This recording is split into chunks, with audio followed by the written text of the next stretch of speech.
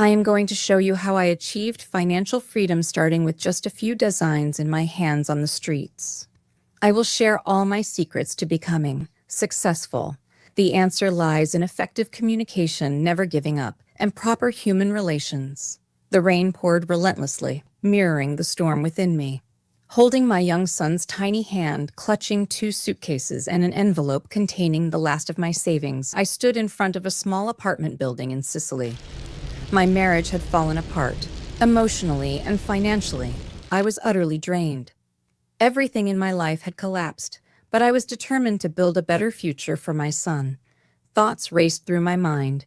She couldn't even make it abroad, they'd say. But I had no other choice. I was at rock bottom. The first weeks were an uphill battle. I rented a tiny room in an old neighborhood with barely enough space for a bed and a table.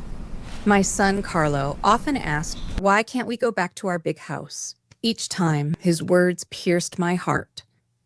Nights were sleepless, filled with worries about paying bills and uncertainty about the future.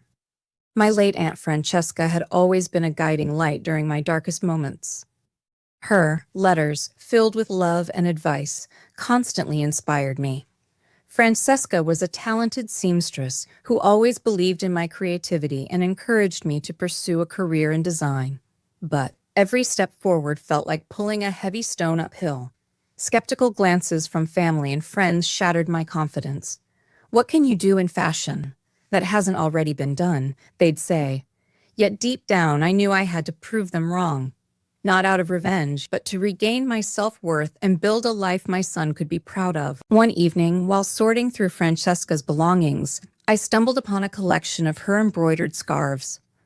They were exquisite, blending traditional Italian craftsmanship with modern designs. A wave of inspiration surged within me. This was my path. I decided to honor Francesca's memory by creating a brand that celebrated our heritage while embracing modern styles. Starting a business, however, required money, something I didn't have. To purchase fabric and sewing supplies, I sold the gold earrings my mother had gifted me. My first designs weren't perfect, but they carried a piece of my soul. I reached out to local artisans, women like me, who needed an opportunity to rise above their circumstances. One of the most challenging moments came when I couldn't pay the rent for my workshop and we were evicted. That day, I stood outside with only a few designs and a sewing machine. Being unable to pay the rent was more than a financial setback. It felt like the collapse of my dreams. My son, Carlo, packed up his toys with a disappointed look on his face. I could see the question in his eyes. "Mom, why are we moving again?"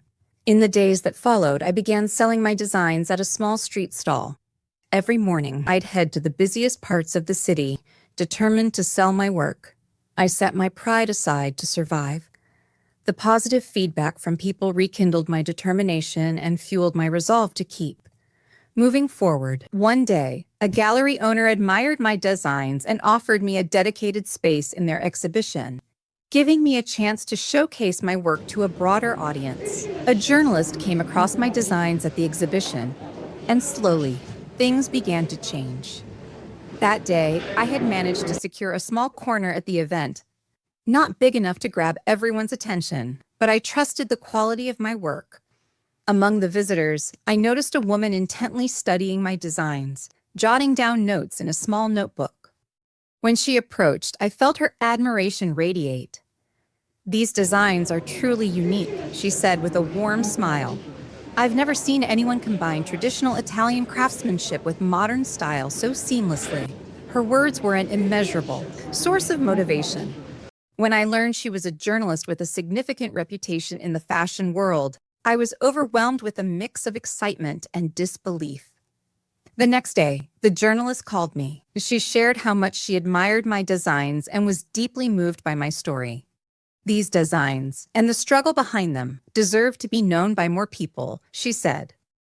At that moment, I didn't fully grasp the value of the opportunity she was offering me.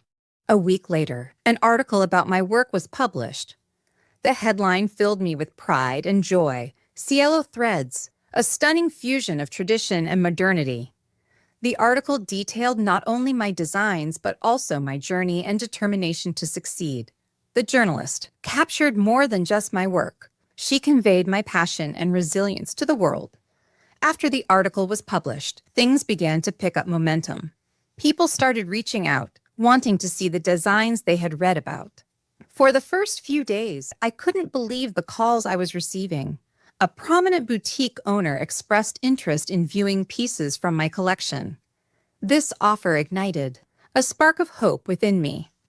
The boutique hosted a special event featuring my work. Watching guests admire my designs and appreciate the craftsmanship made all the struggles feel worthwhile.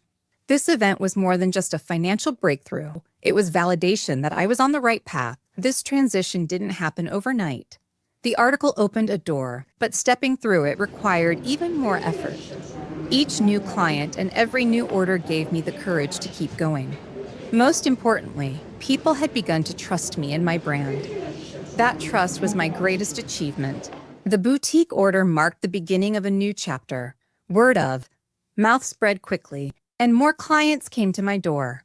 Each sale represented more than just income. It symbolized the trust people placed in me. One day, I received an invitation to showcase my designs at a prestigious fashion show. A mix of excitement and fear filled me as I prepared for the event. Standing backstage, I watched models walk the runway wearing my creations. The applause that followed felt surreal. It was the moment I realized I had truly succeeded. Over time, Cielo threads became a symbol of empowerment, not just for me, but for the women I employed. Financial stability allowed me to expand my business and give back to the community. I started a training program for underprivileged women, teaching them sewing and embroidery skills to help them earn a living. I've learned that hardships often birth strength, and failures are stepping stones to success. This journey taught me that we are capable of far more than we believe. If you're facing challenges, remember that every setback is an opportunity in disguise. Success doesn't come overnight, and the road will be filled with obstacles, but it's worth every struggle.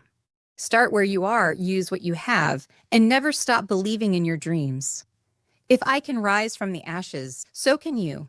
This is not just my story. It's proof that resilience and determination can transform any life. Every journey starts with a thought. Share yours below and join us on this path.